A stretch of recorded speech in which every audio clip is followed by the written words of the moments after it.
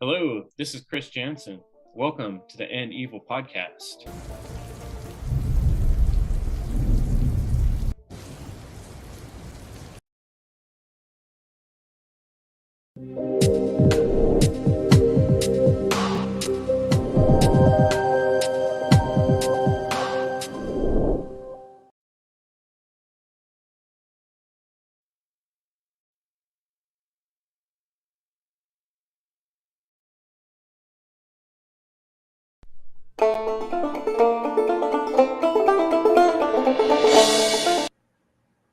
Welcome, folks. This is the End Evil podcast. Evil is the destruction of freedom. That quote comes from a book by Jeremy Locke, The End of All Evil. I got some copies right here. So contact me to get your copy. If you go to endevil.life, there's on the side of every episode, there's links. And you can hit one of those links and give me your address and send the payment, and I will send you this book and some End Evil stickers. Really cool stickers that look like this. So I've already had some people take me up on that, and I appreciate that. So that, and I wanted to encourage people to check out End Evil Connect. That's the newsletter I'm going to be putting out regularly for the show. So if you haven't yet signed up for End Evil Connect, also go to endevil.life and click on the newsletter button and make sure you get on that list, because there's going to be insider stuff only for people that sign up to that email list. And so we need to get things moving, folks, because it's a stagnant world out there. And that's why today I'm bringing to you a very dynamic speaker and one of my best friends too, Will Keller. Thanks so much for joining us today on the End Evil podcast. Oh, thanks, Chris. It's always a pleasure to be back on here, brother. Yeah, I look back and our last actual me and you episode was the Renaissance of Reason in 2022. And Will and I first connected way back in 2020. I was just getting ready to publish my End Evil podcast series, and that was when COVID hit. And so I just was looking for people in the natural law community, and Will was out there running the Facebook groups. And so I hit him up, and he just had conversations with me, and we talked on the phone. We wound up meeting up and camping, and we were fast friends. We had so much to talk about, and we've been meeting ever since. Now we're on Freedom Under Natural Law Conference. Number 4 has been concluded, and we're working on number 5. And it's been an awesome journey. Will's been with me almost every week, getting my show going on the One Great Work Network. And it's been an awesome trip. So It has, man. It's been an honor and a pleasure to be friends with you, to grow together, to collaborate. To see your journey and your show. I mean, you're one of the most consistent, content creators with putting out a show every week. I mean, I don't know exactly. It's definitely been many years that you've been showing up every Thursday doing the End Evil podcast. It's badass, man. It just shows your willpower, your dedication, and your care. And that's inspiring for me, man. thanks, Will. And folks, if you're out there, I could really use some help on the donate too. Go to endevil.life and hit the donate page. There's a couple people that give me $1 every month, and if a lot more people did that, it would make my life so much easier. I still have to work, to do everything I do here, and it's all out of my own pocket and my own time, other than the couple people that have really been awesome, that have been donating a little bit. So either donate or get the book, The End of All Evil. That also makes a small donation to the podcast and keeps things going. But otherwise, share the show, subscribe. And I also want to recommend people check out Will's work. You got willkeller.com now? That's right. Yep, willkeller.com, and that's just my central hub. You can get to all my other platforms from there. Awesome. Yeah, but I wanted to get back into the topic of Renaissance, because we've had some very synchronous events recently. I got inspired to really kick my own butt and get my book written, thanks to Sarah Cross, who's we just did an interview together, Sarah Cross and I, and I'm gonna have that on an upcoming show. She's an amazing individual, and she inspired me to get going on my book after Funnel 4 conference, and that's what I've been doing ever since the conference. And I asked Will to write a foreword, and I just gave him open rein. I gave him the copy of the book I had at the time, and he read it, and he wrote The Renaissance Man, foreword called The Renaissance Man. So I'd like to hear a little bit about your inspiration for that foreword you wrote, Will. I really like it. I'm looking forward to sharing this book. Yeah, actually, your book is fantastic. I'm really excited for that to kind of go public and get into the minds and hearts of individuals. So I'm excited for that next venture, and obviously an honor to contribute to that project with the forward. And I was kind of pondering on what direction I was going to go. This is the first time I've written a forward for a book. And then I kind of just, simplified it and thought about our relationship, our journey, and the episode that you mentioned earlier about the Renaissance of Reason came to mind, and kind of the ideals and the concepts that we talked about, and following that path of what is a modern Renaissance? What does that mean? What is the significance and the attributes of to be a Renaissance man? And it clicked, because for me, you absolutely meet all of those standards of what it means to be a modern Renaissance man, and we need that revival of these principles and characteristics. And that's what inspired me to write, to contribute that to the forward of your book. And it makes a great conversation for the greater whole on what that means for individuals and for the collective. Absolutely. What we really need is a rebirth of spirit, and a rebirth of old values, even old simple values, a rebirth of care. And we need that massively through all people. There's really kind of a sad lack of empathy in our world, in the modern super materialistic world. And rather than kind of going on and naming all the issues and problems that I see in the world, it just makes a lot more sense to me to encourage what needs to happen to make it better, to make that change. And we've had times in history where there have been a renaissance of people getting more interested in art, people caring more about expression, people caring more about philosophy. We look at the time of Socrates, and then we had Aristotle, and then we had the time with the Stoics.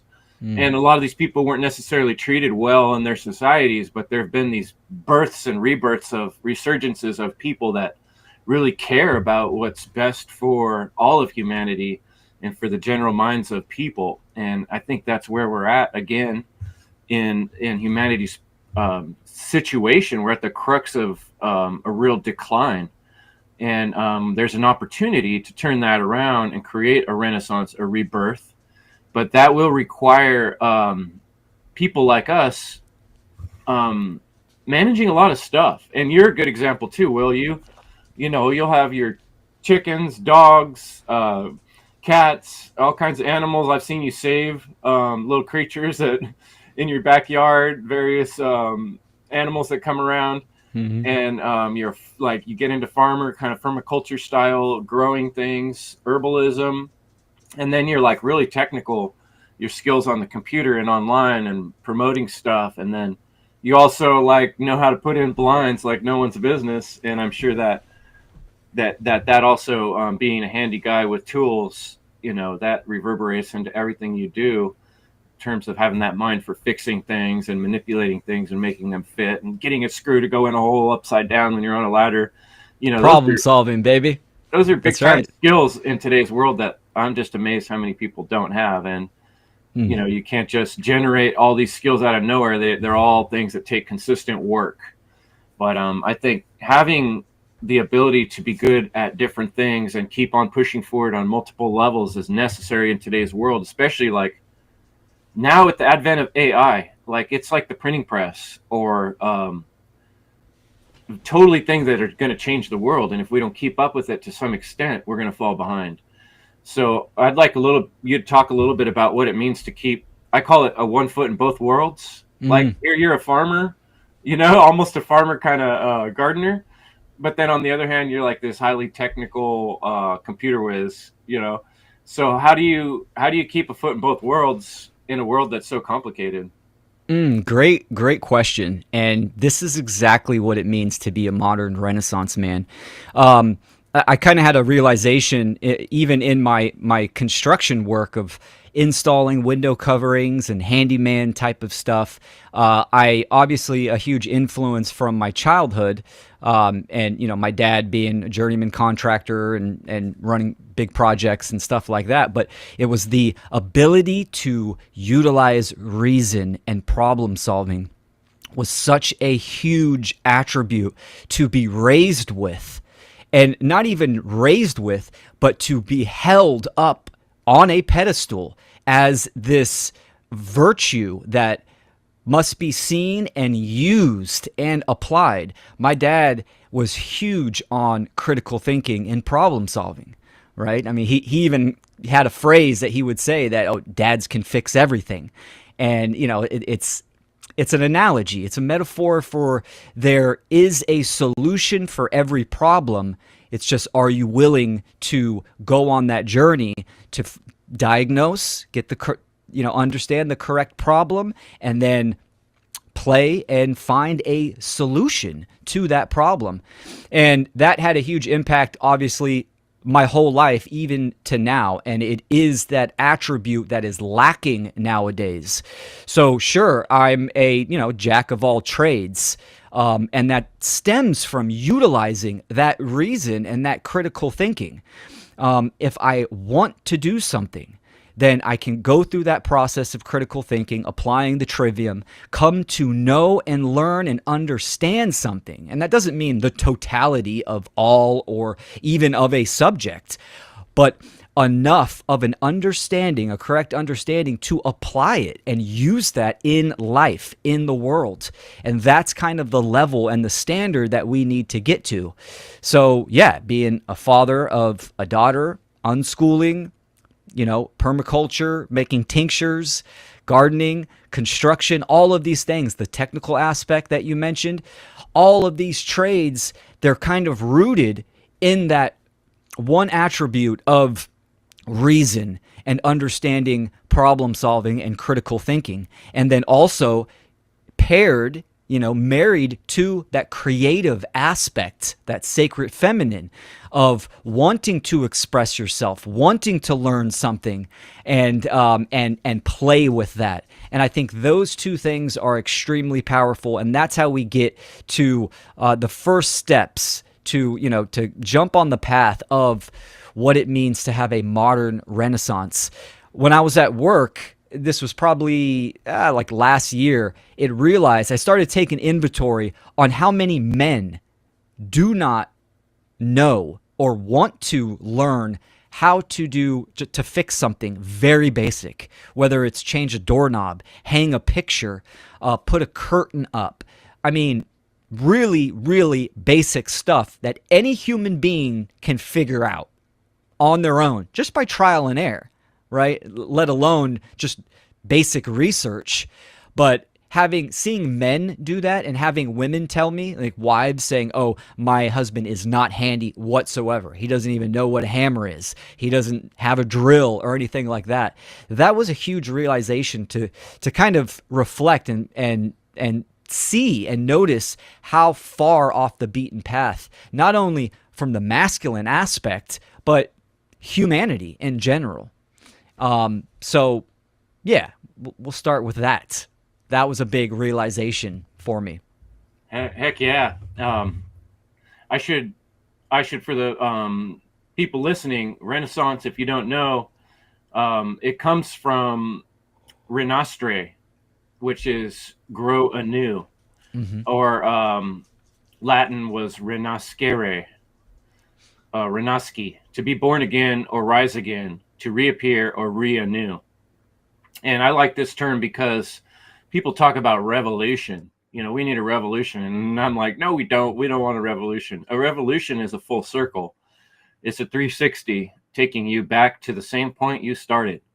And that's exactly where we're going to get with statist style application of thinking that's how we're going to change things in the world by, voting in another ruler, by voting in more rules at all that are man-made rules, are going to take us back to where we started. And in a lot of ways, further down the hill, because a revolution, when you're already going downhill, it picks up momentum in a negative way and it takes you into a hole, and we're digging a hole for ourselves by trying to apply more stealing and more robbery to solve problems. So what would it take to change things is my question, in the positive direction. And we see a lot of resistance. And the biggest thing I notice when I'm talking to people, like if I'm wearing a shirt that says anarchy and trying to talk to someone that, they understand there's a lot of problems in the world. They see through a lot of the stuff. Like we talked about all the things going on during 2020 and pointing them out. And a lot of people I've discussed with have really starting to see that over the years since. They're like, yeah, that was a big mess. That was a scam. But do you see the inherent deeper issue that authoritarianism and statism is putting people in the state of slavery? And that's where they get frustrated. And it's not that they don't agree with the concept completely. They just don't see how do we get from here to there. They're like, so many crazy bad people out there. If we just all of a sudden stopped having government, they're all going to just come take our stuff. That's like the fear out there. And so I feel like an important job of ours, being these content creators and speakers about change, is how does change happen? How does change actually happen in the world? So I thought maybe we could discuss change a little bit and how it happens in the world. That's an important chapter in my book. Change and death are two things that are constant in this reality that we can count on. So I'd like to hear your thoughts on how does change happen, Will? Yeah, that's a great question. And to add on to that, I see this in the truth and freedom communities where people, they have expectations. And I've always said that expectations will always let you down because it's based in relativism. It's the ego trying to say, I want reality to go this way, right? Step by step. They're trying to control it. They're not taking in all these other different factors. Sure, you could use reason and discernment to have a expectation that you are detached from, meaning that you are not emotionally invested in it. So you can have that accurate perception on how you think something is going to work out. But the issue is these expectations people hold, they're so emotionally invested into it that they get let down, almost guaranteed. Keep in mind, like we mentioned, the Renaissance, that was 14th to the 17th century. So we're talking hundreds of years of early Renaissance to late Renaissance. There was, Da Vinci, Galileo, the rediscovery of the Greek languages, Giordano Bruno with Hermeticism. There's all these great people and these rediscoveries, but it was over hundreds of years. So we need to keep that in mind, that one, change is both macro and micro, meaning what are you doing within your own individual life in the lifespan that you have? That's vital, and it is important, and it does matter. But also know that the macro change could take hundreds of years.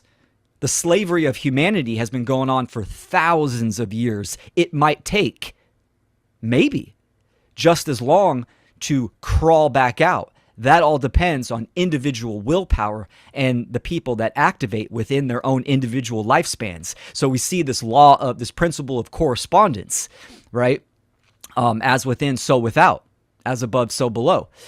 So change is immutable. It is guaranteed. It's all about the steps that you are going to take, and coming to know that and know your own attributes and your own characteristics. I think when we first start to when we activate and we get on the battlefield and, we're spreading the message digitally and publicly to try to reach as many minds as possible, we do want to see that our message is influencing people and affecting people. And there's many, many different tactics and strategies that we can use to implement to kind of, facilitate that, to increase, to pivot, etc. But understand that this journey of activation for what is right, for what is true, for what is moral, it's a lifelong commitment, right? This is not an egoic subjective choice that, I'm doing this for me, right? Sure, or for myself and for my family and for my daughter. First and foremost, those principles, you're doing it because it is true. You're doing it because it is the right thing to do. And that could take your whole life.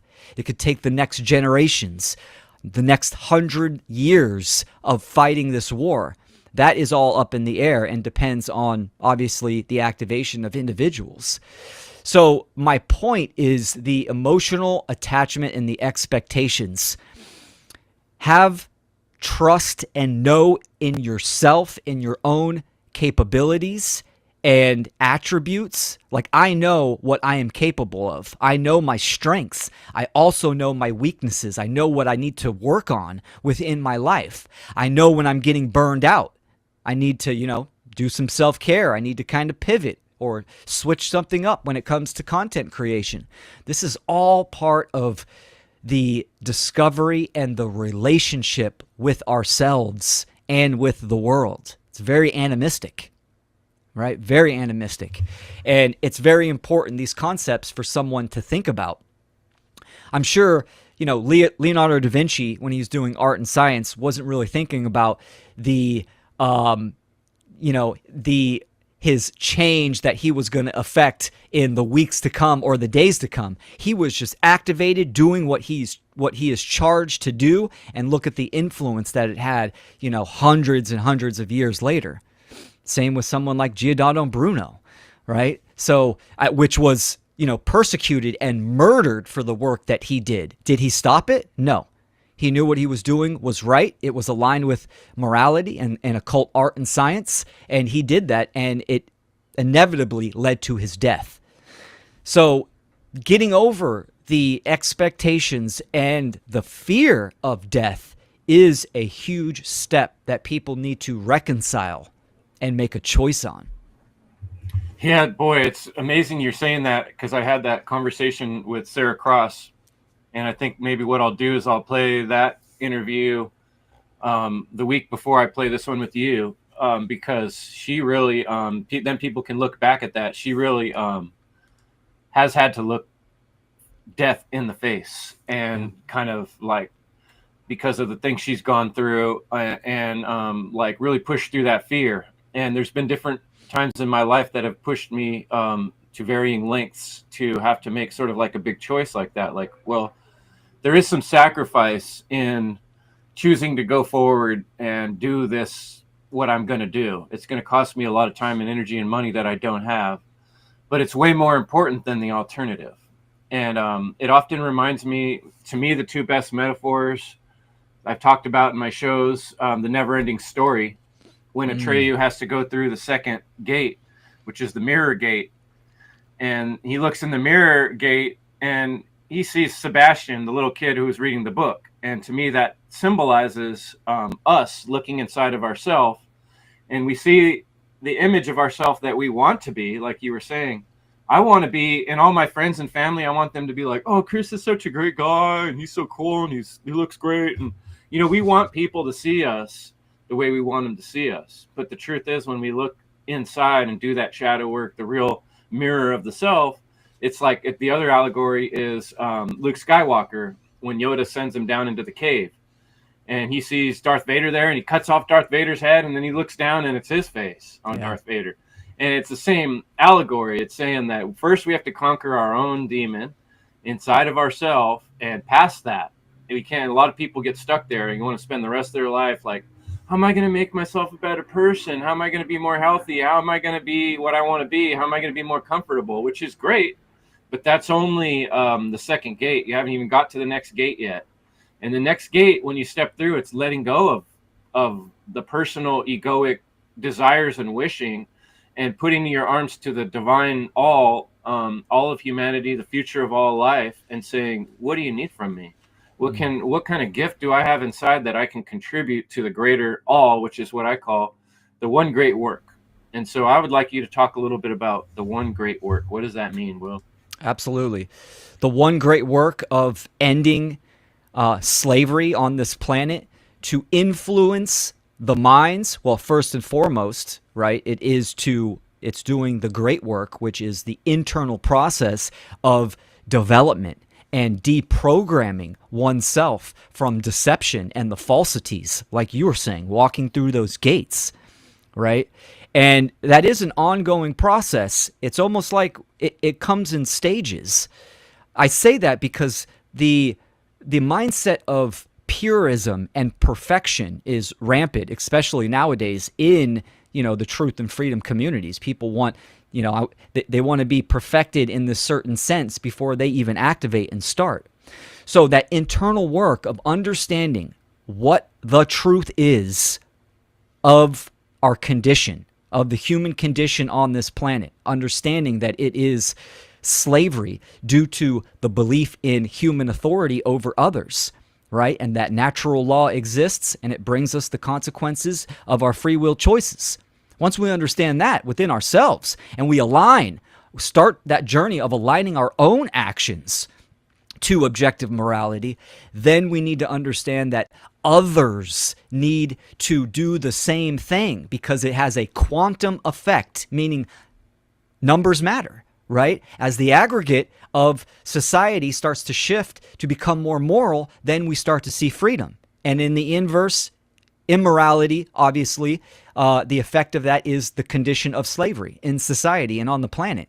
So we need minds, we need numbers. So logically, you need to speak. You need to talk about the truth. You need to talk about the causal factors of change, the dynamics that create freedom. And we do that in our age, the modern age. We do that through the internet, through modern technology.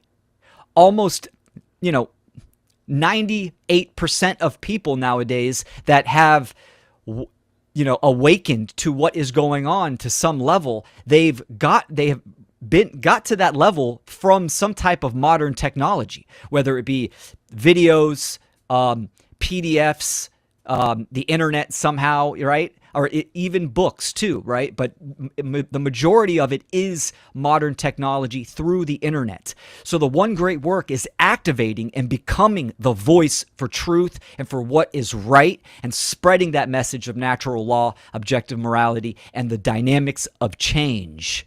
That is what the one great work is. It is great work because it will take everything that you have, willpower and care, to try to put yourself out there, to create that message, and try to influence the minds of programmed and conditioned people to give up their religious ideologies of violence that they are clinging onto like a safety blanket, right? That is hard work to do, to tell someone that they are wrong because of what they believe and how they are acting, and they are contributing to the condition of slavery. And that can be done in an unlimited, amount of expressions and ways and pathways, but it's through the digital pathway and the individual activation that is the one great work.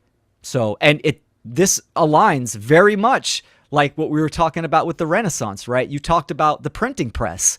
Well, what did the printing press and creating books do for, the 14th century? It started to break down the monopoly on the church. Now, sure, that you could say that led to other type of governmental institutions, but it had an effect of breaking down a control structure, right? Yeah, just as out. The internet and decentralization of knowledge today will break down the state, the media, the illusion of authority. Absolutely. Yeah, that was one of the chapters of the book. I really break down that or bring up, Martin Luther putting his thesis on the door of the Catholic Church and basically telling the people, like, hey, they've been telling you all this time that you have to talk to their priest to talk to God. But it says right here in the book, which you can read yourself now that we have it translated, you don't need to go to them. That you can speak directly to God. And, I think a lot of people must have known that deep down all along. But hearing him say that, it galvanized and changed the masses of people to really recognize that that is the case.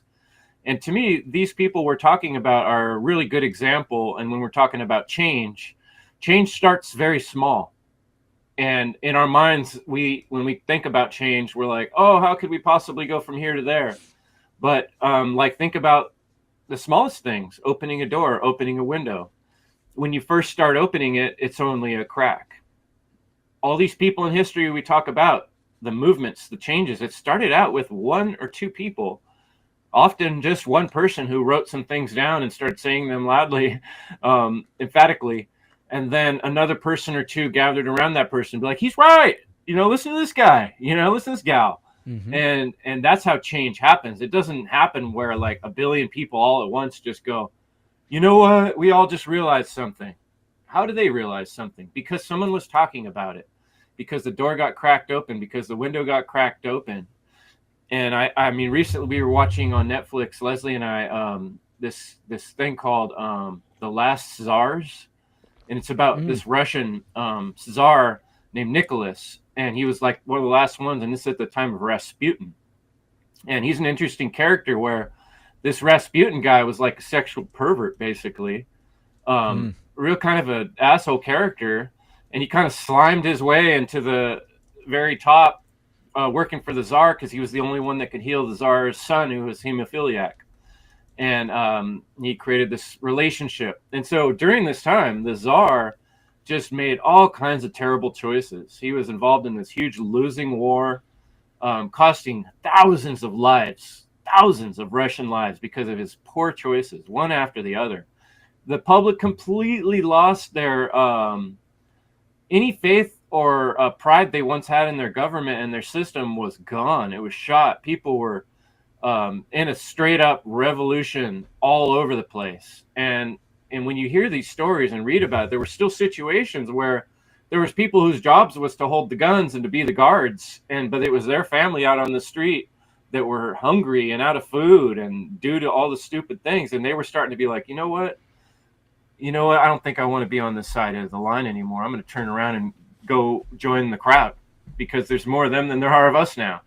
But you can imagine, as this fomented, it went on for a long time, and it took a lot of abuse, thousands and thousands of people dying and going hungry and starving, getting killed for nothing, before people finally got to that point where they were pissed off, frustrated, at the end of their wits to revolt. And it's like, there was Lenin, these different leaders that popped up that people wound up following that led them in terrible directions. But that was because they didn't have their own internal drive, and they didn't have they weren't aligned on the real true principles. I'm sure there were probably a few, but not enough. It wasn't advertised loudly enough. Not enough people grabbed a hold of that. And the same with the French Revolution. The same guys that started it were cutting each other's heads off, and they all got their heads chopped off before the end. Even a lot of their whole movement was started by Thomas Paine, who, when he came over and talked to them in person, they put him in jail and they were going to cut his head off. So how do we start making change, but staying with the cornerstone of purity of principle? That's where it gets tricky. So I was curious if you had any thoughts on that. How do we do it right this time? Yeah, those are great points. And we see how certain individuals, I mean, for sure, one person can influence the planet.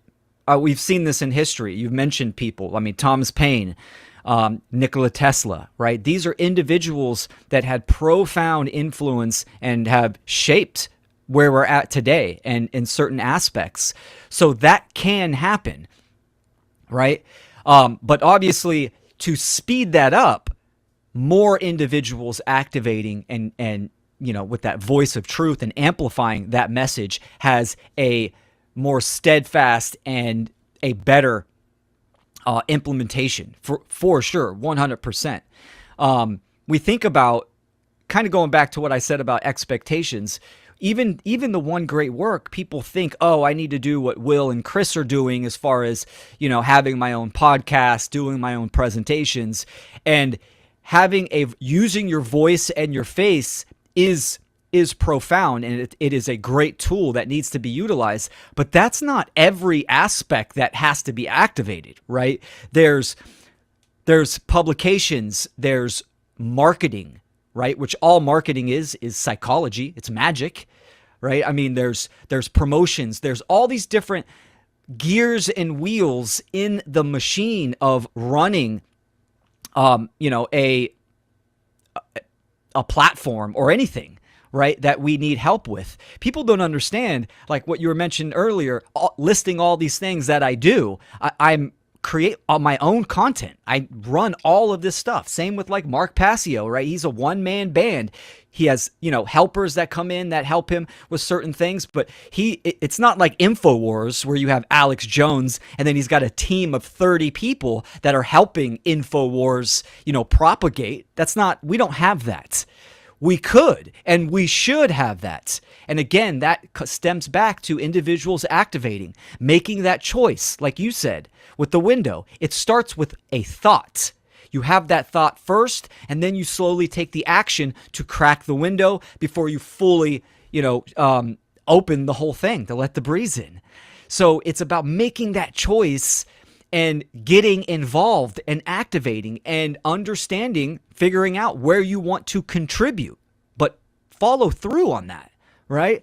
So there's all these different aspects. So people having these expectations of, I have to be this big figurehead, or, I have to be on camera. That might not be your path right now or ever, but still you might be really good with writing letters or newsletters, or you might be very tech savvy, or better yet, you understand code and you can generate some type of program or software that can make it more, versatile for us to put out the message of truth and freedom, because the software and the applications nowadays are complete shit and garbage. Those are the tools by which we use on the digital battlefield. If those are broken or restrained or constricted in some form or fashion, that's like being on the battlefield without, your pick and shovel or your gun. It's broken, right? So these are all aspects that people need to consider that they can get involved in and contribute. Again, it starts from that choice of saying, yes, I want to get involved, and then taking the step onto the path. And that is hard for a lot of people, and that's where that internal work comes into. But the little things are the big things. And, when I think back to before I started podcasting, podcasts did change my life. And like you were saying, technical aspects, like I started listening to all kinds of podcasts. I was working for the Superior Court at the time, so I had a government job, and I'm listening to Mark Passio in my ear, and I'm listening to Dan Carlin tell stories about hardcore history. I'm listening to anything I can get my hands on. Freeman Fly was a big one back then, and I contributed money to his podcast. I had a membership. Dan Carlin, I bought 50 or 100 episodes because I appreciated what he brought to me. I'm still wearing these shirts of Passio's that I must have bought 10, 20 shirts back then, because I wasn't doing a podcast yet. And I knew I needed to contribute to the people that were doing the work. And yet, like here I am. In fact, even my service, antidote.life, it goes through Nathan Frazier's business, Blast Pod, that he started way back then when he was doing Living Free FM podcast. And all these years I've supported him because he creates a website server where I can run my podcast through. And so in all this time, I have right now 98,300 downloads. So 98,000, almost 100,000 people have downloaded episodes from the End Evil podcast. I want it to keep happening. Are you going to spend 5 minutes and do some exercise every morning? Because really, that's what it takes to change, is something very small. That's the way I did these things. I started setting aside an hour every week to work on my podcast, 2 hours a week, 3 hours. That's all it takes to get going. And then you keep with it and you keep doing it. And then, in the same way with exercise, there's all the most positive changes I made in my life were incremental, just starting to do a little bit each day. The One Great Work Warriors, we meet once a week for 1 hour, an hour and a half. And we create an episode every week. So you don't have to be the one on the camera, but we all need help. We all need people, Jerry from the One Great Work Warriors, for like a solid year now, he's done all my uploads for free. I kicked him down a little bit of money when I could, but not much. He's been uploading every single episode on 4, 5, 6 different channels, because he wants to be part of the one great work, because he wants to do what's right, because he cares about this stuff with his heart. And so, my heart goes out to Jerry. He's like, I get the shivers just thinking about it. And Will, how much time you've spent, being in there in the background, making sure that connection happens to the One Great Network, or just always being there if I'm doing a roundtable, like being willing to jump in and talk at the last moment, even on your way home from work or whatever. It's always, you make it a priority. And so, people really got to put your heart a little more into this game. Otherwise, you're going to get at the end of your life and be like, what the fuck did I do with my time in my life? Was it just selfish and comfort based, or did I actually do some things that make me feel good about myself? And at the heart of it, that's my message, is to motivate and inspire you to feel good about who you are, to feel like you see yourself as a hero. And so I know you've had a struggle in your life, Will, like going from earlier parts in your life when you were kind of more caught up in your own ego and the play of the public, and you transitioned into this more heart-based, empathetic person. I'm curious what you could say about finding how to see with your heart and finding your way towards that empathy and care. Yeah, dude. I mean, you nailed some really good points that people really need to consider, because that lack of care and value within the truth and freedom community speaks volumes. When people don't, and forget about attaching a number to it, right? A dollar is showing something, is showing that you care. I've contributed, I've donated, I've bought shirts. This is Sean McCann's. I have N Evil shirts. I buy books from anyone that comes out there. It's not about the material aspect of it. It's the energetic aspect of it, right? It's about becoming a good person and someone that cares about the achieving freedom in the world, right? And activating and contributing.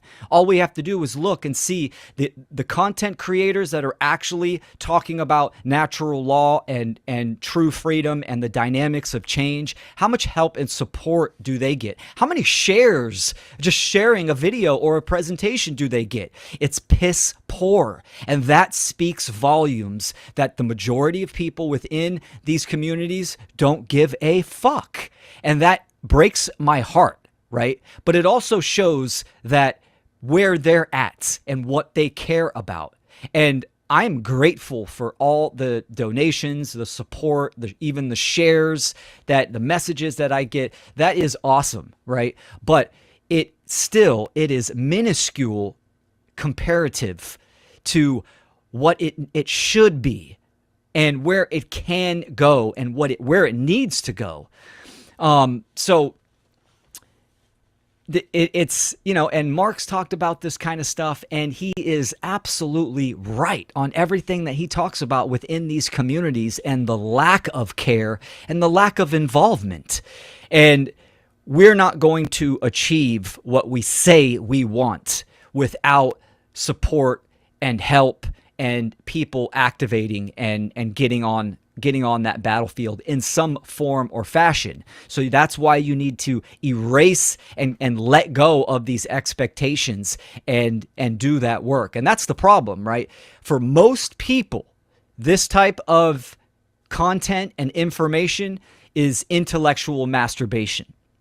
Right? The conspiracy theories of the ego wanting to be in the know. Oh, I know the next new thing, or I know more than these people. That's something that's feeding the ego, right? But do you know why we are in this situation? Do you know the solutions to get out of that, to eradicate that problem, to solve that problem?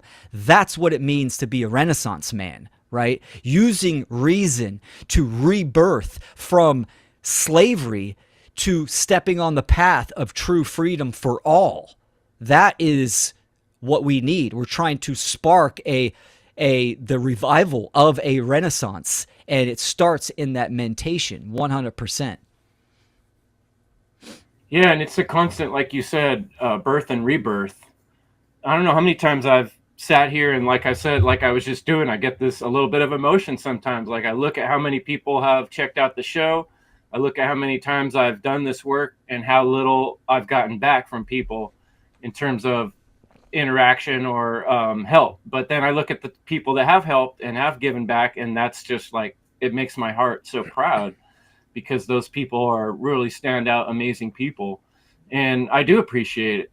I probably would have been harder to keep going if there wouldn't been someone come along like Will or someone like Jerry or Leslie, these people that I've found. But you only find these people by putting yourself out there. And so I ask myself, sometimes, like when I go through those emotions, I've even several times been like, I'm going to quit doing this podcast. I'm sick of it.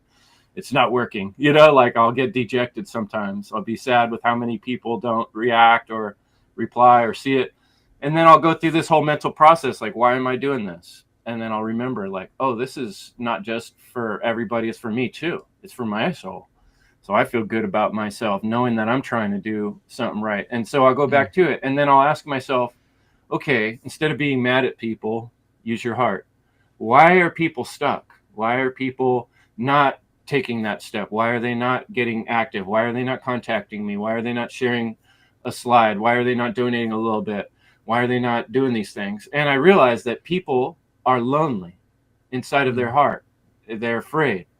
And they don't see the path from A to B. They're unsure, right? And so a lot of times that's because of health problems. They're dealing with health issues that are totally distracting, and financial issues. And they feel like, as soon as I get this health problem and this financial issue settled and this relationship problem, then maybe I can start doing some of that stuff. I get it. So I ask myself, what can I do to help people with those problems so they can be more whole people? And so that's why I talk about, how do we get through relationship issues? How do we improve ourselves physically? How do we improve our mental, physical self-defense tactics? And so I think for the rest of the show, I'd like us to kind of just talk about tactics, life tactics to improve your being as a human being. How do you make yourself a better Renaissance man or woman? And so the first thing I would bring up is exercise. If you're not doing some kind of daily exercise, you're destroying your body at this point, because you're getting hit with poisons all around in the sky, in the water, and likely in the food you're drinking and eating, drinking food and eating water, hopefully. But yeah. So, Will, what do you got to say about that? Oh yeah. Oh, absolutely, man. When you understand, when someone understands the war that we are in, right? That even people's expectations of what war is, they think it's, something from the historical past, right? But no, we're in this new technological warfare where it is being directed at all angles, thought, emotion, the physicality, where your physiology is being attacked on a daily basis, whether that be through, dirty electricity, EMFs, radiation, the microplastics, the endocrine disruptors, the pharmaceuticals in the water. It's on every level. And sure, that could be a black pill for someone. And you know what? It needs to be at first. People need to understand the dark aspects of society. Now, don't get stuck there. Don't crawl into a hole. You need to ask yourself, just like a Renaissance man would, okay, if that's the problem, what's the solution? And it's certain aspects that you were talking about. Obviously, the internal dialogue with yourself for the thoughts, emotional balancing and stabilization techniques. And there's a bunch out there. Exercise, focus on the elements of breath, water, earth, exercise, right? The sustenance that you take in. All of these things need to really be pondered and applied with introspection. And even the fiat currency, that medium that we are using in this current age of money, that representation of your energy, what are you using that towards, right? Are you buying shitty food? Right? Are you buying your Starbucks every day when you could do something different? Do you not have filtration on your shower head? Like we can run down these endless aspects, but these are things that the individual need to think about and need to act on. And it's really important. So it's almost twofold, right? The one great work, yes, it is expressing and promoting a message publicly, but there's also the physicality of keeping our own individual bodies in alignment and safe and healthy, right, at all times. Because if the receiver, the body, the vessel is broken or damaged or not working at optimal capacity, you think your message is going to be clear? You think you're going to have any kind of moral clarity as well? They go hand in hand. So it is very important to understand that dance of being healthy, that it is all on all planes, thoughts, emotion, and the physicality. So these are aspects that people really need to consider and act upon 100%. I think of it like a boat sometimes. I remember having kind of like one flash of realization years ago. I did go on a cruise, and I was thinking about how a boat is a perfect metaphor for that, because like if your body, if your physical body and even your mental stability are off course, or there's a hole in your boat, you know, the water's coming in, you're not really going to be able to float very far until you deal with that hole in your boat. And so if your holistic self isn't whole, you know, if it has a hole in it, it's not whole, you're sinking. You're not going to the destination. And that's even more so true in terms of working with other individuals. What I've seen online, social, like you can't even almost be part of chats, because there will inevitably be some really lowbrow, low-minded person that will get in there and start attacking and ridiculing people, or trying to make other people look bad for whatever reason. And that's just the culture of the world we're in. There's probably hired goons, and then there's people with various mental problems, either sociopaths or narcissists, or somewhere in between the two. They're starting to get to be moral relativists, basically, and they think it's okay to do what the state does, which is, you know, attack and ridicule people when you don't like what their point is, or, you know, try to talk over people louder, you know. And so just like a boat, if you want to start a project with another person, like if Will and I were going to start doing a podcast together, first you got to sit down and make sure you're really on the same page with principles with this person. And that's where I really attribute the success of One Great Work Warriors, is that we really took that time up front, and we've several times had to stop and be like, wait, what are our principles here? And I really appreciate Brandon Spencer on that, because he's been like a rock, you know. Anytime we start to sway from what we talked about, he'll bring it up without fear. And a lot of life is not just being nice. It's calling things out when they need to be called out, and not losing your shit doing it, but staying calm and saying, look, this is what we decided. This is what we agreed upon.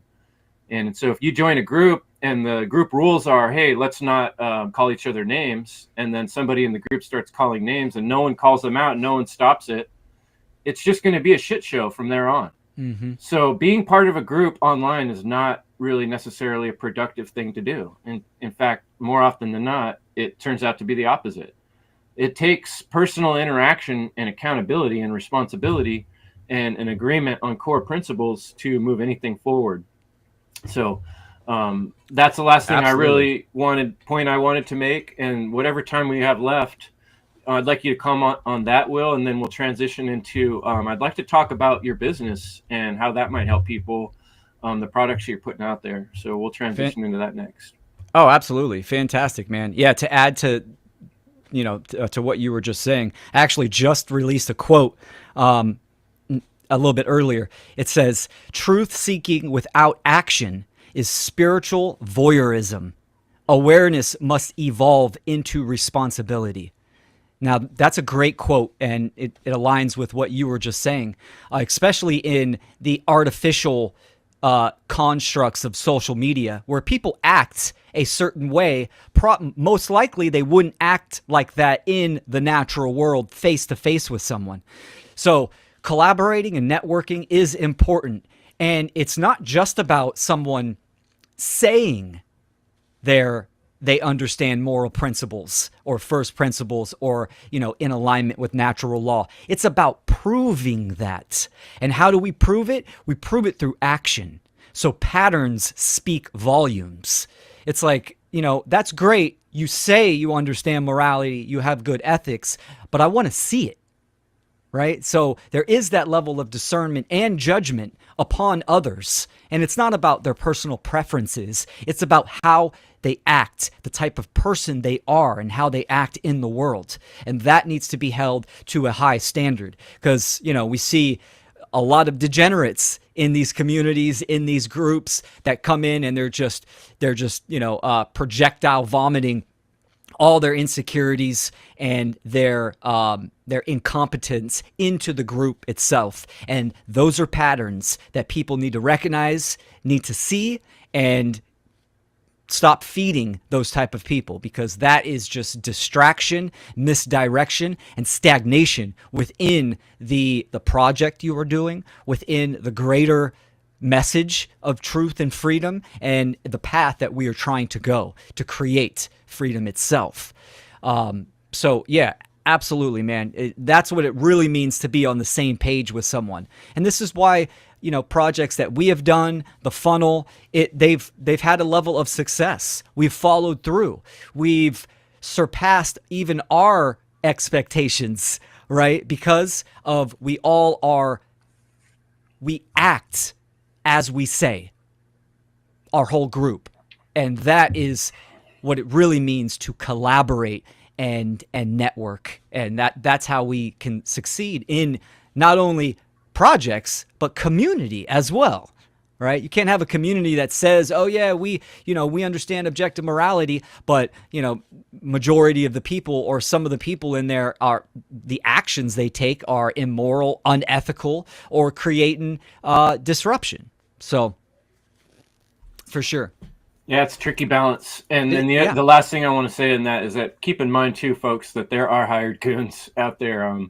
Homeland Security, CIA, you got to know that if we're talking about freedom and we're saying that government is the root of all slavery, they're going to be keeping an eye on us to an extent in any groups we form. And those groups will be infiltrated without exception, I think. And you should expect that there will be people posing as people that are actually agents in freedom type groups. Why would they not do that? They've done that all through history and they're good at it. And there's even been famous authors and actors that are on the payroll that we probably don't even know about, as well as the ones we have known about from 40 or 50 years ago. Some of that stuff's out there now. So you look back and you see like this kind of stuff's been going on a long time. And it's going on now too, more than ever. So don't let yourself get all caught up in the social media drama. That's not where the battle's at. Yeah, people need to observe others. Observe what someone talks about often. Observe what they do, right? And those patterns will reveal themselves, and they speak volumes 100%. Right. Yeah. Look back through all Will's work, look back through all my work, and find a place where we spend a whole episode criticizing some other content creator, to make ourselves feel better. You'll never find it because it doesn't exist. That's right. All our work is geared towards, from the heart, how to we be working towards freedom. And not to say we're perfect. We're not. I got a lot of things about myself that can use improvement. And when it comes to a personal one-on-one, someone I care about, trust, like Will, if he were to give me some, critical things about, here's what you could work on, I would take it to heart, Absolutely. But some random schmuck online who doesn't even share their full name, fuck them. That's right. They might not even be real. So don't let your heart and your energy be wasted, So put it into something valuable. There's so much jealousy and that purist mentality that I've mentioned. People, oh, I'm better than you. You need to be like me. You need to be like this. You need to be like that, right? They're acting like a fucking statist is what they're doing, right? Yeah. So it's not about being better than someone. It's about being real and authentic and have integrity and action. Yeah, set the good example. That's right. So, I wanted to transition. It's been, I think, 5 months I've been using hydrogen therapy now.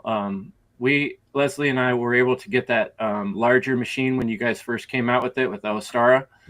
and we keep it right where we chill. Like at the end of the day, we like to spend an hour or two together, and sometimes watch a show or an interview or something.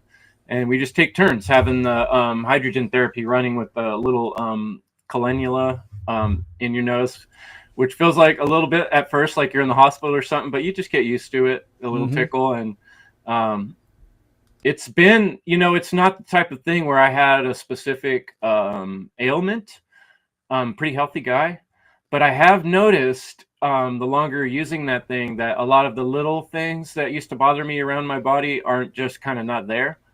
And just kind of like have an overall better sleep every night when I do use that machine. And I'm really excited to see you guys are just starting to put out the advertisements and share the information about the smaller hydrogen water bottle. So please talk a little bit about Ostara and how that might help people with health. And it's just one more thing to work on. Yeah. Awesome, man. Yeah, no, I appreciate that. So Ostara Hydrogen Therapy, this is a platform and a business that my partner Logan Hart and I, we started. And we're all about, our mission statement is about awareness, access, and activation. So it's the awareness, educating people on what molecular hydrogen therapy is correctly, because there's a lot of misdirection and incorrect information out there. So educating the public on H2 therapy, giving them access, meaning that, we ourselves embody truth and integrity, even within this venture that we are doing. So access, having affordable and options for people to apply and utilize hydrogen therapy in many forms, right? So having products, devices that generate the H2 gas, and then activation is opportunity, meaning that they themselves can get involved in generating resources for themselves by selling these products, spreading the awareness, etc. So a little background, Logan has been aware of hydrogen therapy for a couple years. I've been using and been in the awareness of molecular hydrogen for slightly over 13 years. It was introduced to me as hydrogen-rich water 13 years ago when I was trying to seek alternative and more holistic pathways, and an acquaintance of mine back then introduced it to me, and it had profound benefits for an autoimmune condition that I was suffering with back then. And so from there, educated myself, been following the research and the science, got involved with some other organizations back there to sell devices and see the profound effects that it had on, cancer patients, diabetes, liver issues, cognitive disorders, dementia, Alzheimer's, this kind of stuff. So the first step is understanding what molecular hydrogen is. Molecular hydrogen is a molecule from hydrogen. Hydrogen is the most abundant element in the universe, over 95%. And actually, if you want to go even deeper than that, almost everything is a certain compound generated from hydrogen itself. So yes, I say hydrogen, people think of water, H2O. They think of something that is explosive, and there are 4 forms of hydrogen itself. So molecular hydrogen is 2 hydrogen atoms bonded together, and they create a stable molecule. Sure, it is flammable up to a certain percentage, 6% concentration. The devices and the application for hydrogen therapy is at 2%, so it is not flammable. But this natural modality has a profound effect on the body. It's considered an antioxidant, but it's not a traditional antioxidant. It is selective, meaning that it goes through the body. Because it's the smallest molecule, it can penetrate every aspect of the body, even the cellular the cells and the mitochondria, so getting down to the RNA and the DNA, and it neutralizes the most harmful free radicals in the body. These free radicals are the cause of what inflammation and oxidative stress that leads to disease in the body and all these ailments. So it's it's completely natural. The body itself generates molecular hydrogen in the gut, right? This is why it's good to take your fiber. But when you take molecular hydrogen at a certain concentration and a certain level of saturation, it literally can go through your body, and it aids the body in doing what the body wants to do, and that is heal itself. So it is an optimal tool for the body. And it's, I mean, the studies, the research, they're growing almost weekly now. When I first knew about it, there were about, I would say, 1,500 studies 13 years ago, or well over 3,500 studies. And there's therapeutic benefits on every organ of the body. So it's not about what it can help. It can help everything by the nature of what it is, that it is small. It can neutralize the harmful free radicals in the body. So it's a tool for the body to do what it does best and heal itself. Here in the West, the awareness of molecular hydrogen is exponentially low comparative to the East. In the East, in the Asian countries, even India, but Japan, Taiwan, Korea, China, they've been using hydrogen therapy for many, many years. The therapeutic effects of hydrogen therapy have been known since the 1700s. The breakthrough studies and the scientific discoveries have been happening primarily in the early 1900s, where, even hyperbaric chambers use molecular hydrogen to combat the bends with deep sea divers.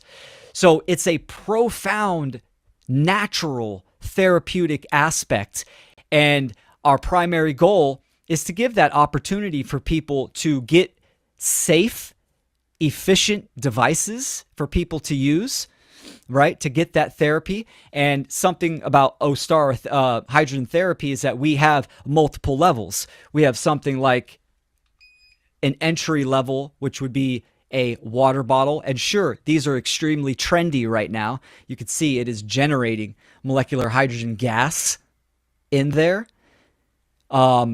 This is an entry level, but one thing about our products, and that we are very much into the science and the components, is that this is a pressurized bottle. You don't find this type of bottle on something like Temu or Amazon.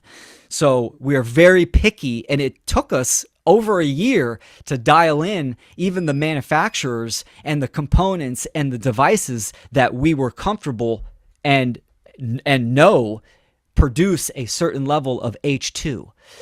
So I know that was a big long-winded rant, but it's important for people to understand what we are talking about.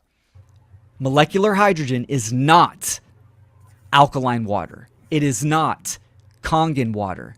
It is not structured water. It is not charged water. It's none of those things. It is simply molecular hydrogen gas that you can breathe through inhalation, like a device that Chris has.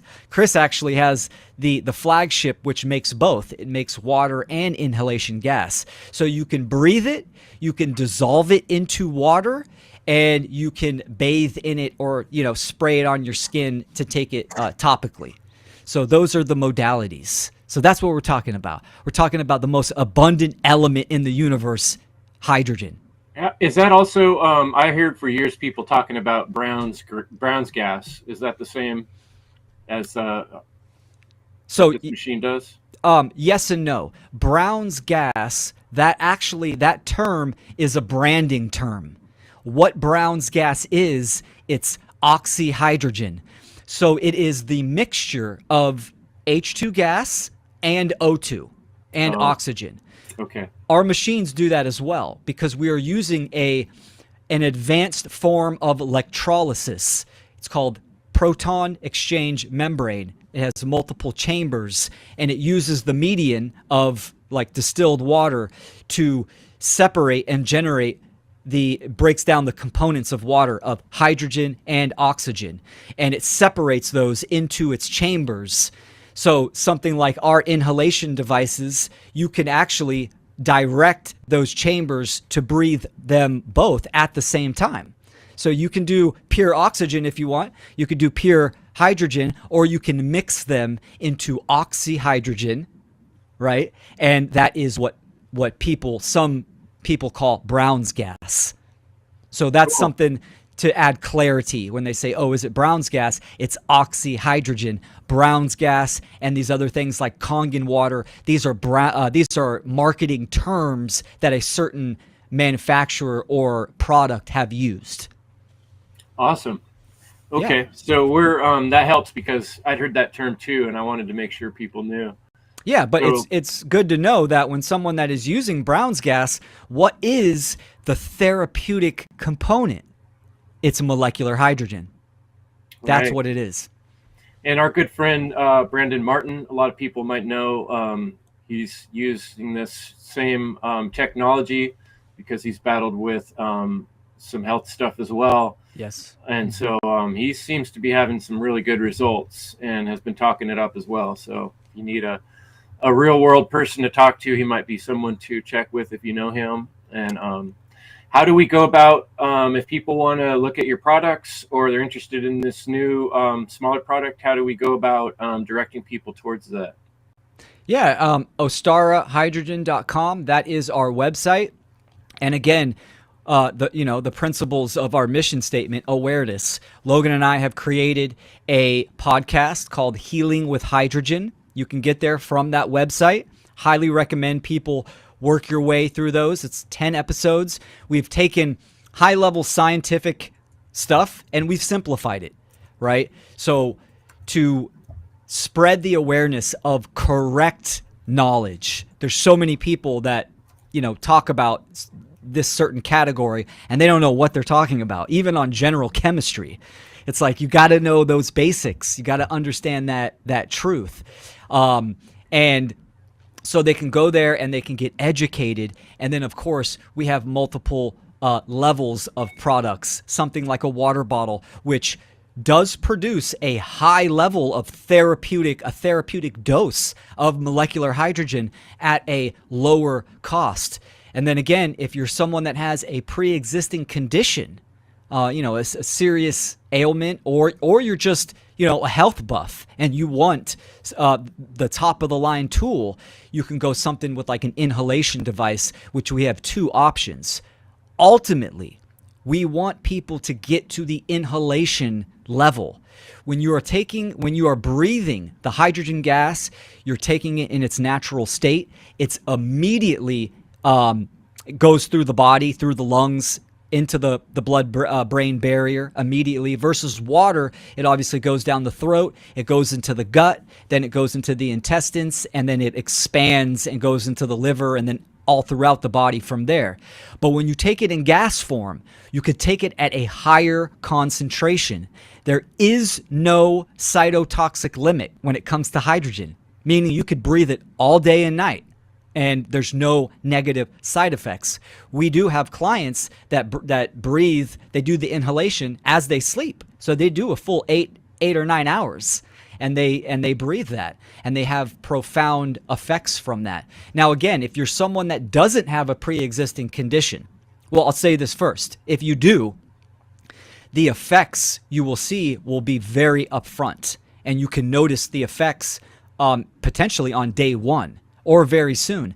If you're someone like Chris that is relatively healthy, the effects can be subtle, but that doesn't mean he's not benefiting from that. Again, you need to look at H2 as an optimum tool for the body to eradicate and neutralize toxicity. H2 is it's an antioxidant. It's a selective antioxidant. It's anti-cancer. It's anti-EMF, anti-radiation. It's anti-obesity, anti-tumor. All of these things, the list goes on and on. You can go to our website, educate yourself. we have hundreds of studies that people, if they're very analytical and they want to actually read the scientific studies, everything is categorized by case study, by ailment or illness, human study. They can go through there. They can get to that on the resource tabs of our website. And yes, Chris, for sure, there's a discount code that we can use for your podcast. We're doing a launch sale on all of our products. And so not only are you getting a huge discount on all the products, we're going to do an additional discount code so you can get an additional 10% for people listening to Chris's podcast, the End Evil podcast. At checkout, you'll get an additional 10% off on top of the launch sale discounts.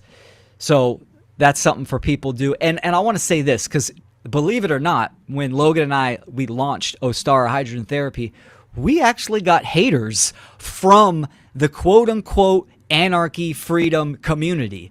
And it was mind-blowing that someone that understands sovereignty and right livelihood, or is supposed to understand right livelihood, and should understand the battle and the attack that we are having on our physiology, on our bodies and minds as well, are mad because we are, venturing into this type of business. Yeah. And we are trying to, as we launch, we are trying to give such a low base level deal, mainly for our communities. We're trying to educate people like, look, this is what H2 is. This is how it can benefit you. We're trying to give you the access and the opportunity to get in and get a killer deal before we even start going public and promoting, which we haven't even really done to a certain high level, to a certain extent. So we're trying to offer these deals while we can, and also the affiliate program, giving people opportunity to just recommend it. Word of mouth, you get paid for that. No MLM BS bullshit. It's just direct sales. You recommend, someone uses your code, you get paid for that. That's it. So opportunity on generating resources. And, it's good. We've gotten a lot of support, and we appreciate that. And the haters are just going to hate. That's just how it is. Yeah, we'll put a link with this episode on endevil.life, and then on the live show, I'll put it in the chat. And yeah, I mean, there's always going to be people out there. Every time I've talked about money in any form, usually there's someone who thinks that, oh, no one should ever give you money. It's like the same people that are probably out there shopping at Target or buying things at McDonald's, and then don't understand how hard it is to do the things that we're doing, that you do have to find a way to keep a roof over your head and keep gas in your car to get to the gas station and stuff. And that requires some type of industry or business. And when you become a freedom speaker, you realize the more I want to do this freedom stuff, I have to find a way to fund the time I spend doing this, and the websites and the technology that I have to have. I put thousands of dollars into my technology, and that means every day I got to go out there and work and build stuff to keep a little bit of money coming in to keep this stuff happening. So that's why I tell people on the podcast, well, if you contribute a little bit to the show, or this business venture, buy a book or whatever, that's that much less time I got to spend out there hammering on nails in the field, and more time I can be in here creating awesome content for you guys. And the same is true of Will and Logan. Support their business supports your health, and your money goes into people that are putting a huge percentage of their time towards your well-being and the well-being of your children and grandchildren and all of humanity. So that's it's right. Really a very it's not like a greedy corporate bullshit that you're already putting money into. You're still spending money at the DMV most likely. Come on.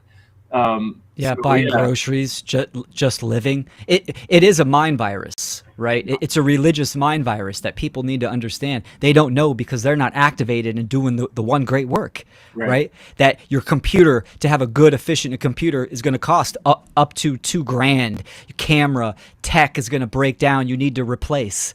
So as the fantastic work that you have done, Chris, thus far, absolutely, if you could do that full time, right? If you had more time and the resources, Man, I'd be creating animations and oh, movies and all kinds of stuff, but I it would just double can't. the output. Same with me as well. I Mhm. want to do the one great work to the highest level as possible, and time is a currency, right, that we have. We need these resources. So if I can give someone a health tool to increase their vitality and their health, to fight against, to have defense against the attacks that we are going on, and do the one great work, those go hand in hand, like we talked about in this episode, right? They go hand in hand, the physiology Mutually of health beneficial. and the message. Shit, look at nature, symbiotic relationships, like That's instead right. of one species preying on the other, we're creating a symbiotic. And a lot of other podcasters and truth speakers I've seen out there, especially in the health field, have done that same thing.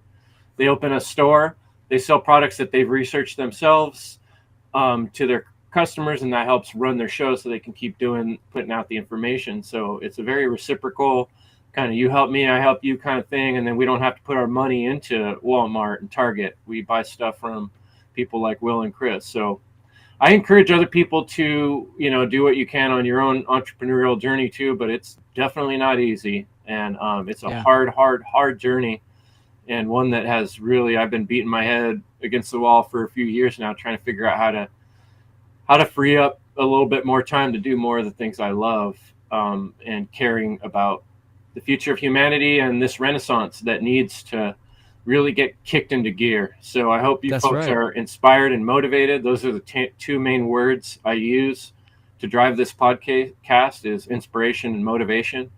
And I hope that comes across. And I really appreciate your help with that, Will. And I hope people check out ostara.com and check out your work too. Thanks, Chris. Yeah, appreciate it. Yeah, people can go to ostarahydrogen.com, and the people that have supported us and are already seeing benefits, which has been, fantastic. Logan and I are both extremely grateful.